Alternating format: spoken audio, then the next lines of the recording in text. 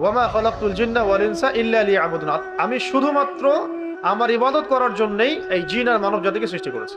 এখন এই 60-70 বছরের হিসাব তো দেখালাম যে শুরুটা এইভাবে হচ্ছে, শেষটা এইভাবে হচ্ছে।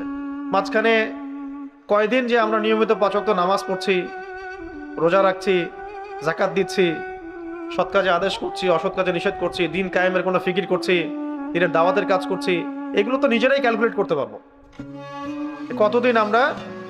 কতদিন আমরা টানা 5 ওয়াক্ত নামাজ জামাতে পড়েছি, কার কত ওয়াক্ত নামাজ কাজা আছে, কে কত বছর নামাজ পড়ি নাই, কে কতদিন রোজা রাখি নাই, কে কতদিন জাকাত দেই নাই, কতবার জাকাত দেই নাই, ফরজ হয়ে বসে আছে।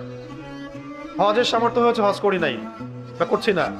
দিনই ইলম হাসিল করি নাই, ইলম অনুযায়ী আমল হয় নাই, সেই ইলমের দাওয়াত দেওয়া হয় নাই, মানুষকে আল্লাহর পথে ডাকি নাই, জামাবদ্ধ হই নাই, ইসলামকে শক্তিশালী করার চেষ্টা করি নাই, দাওয়াত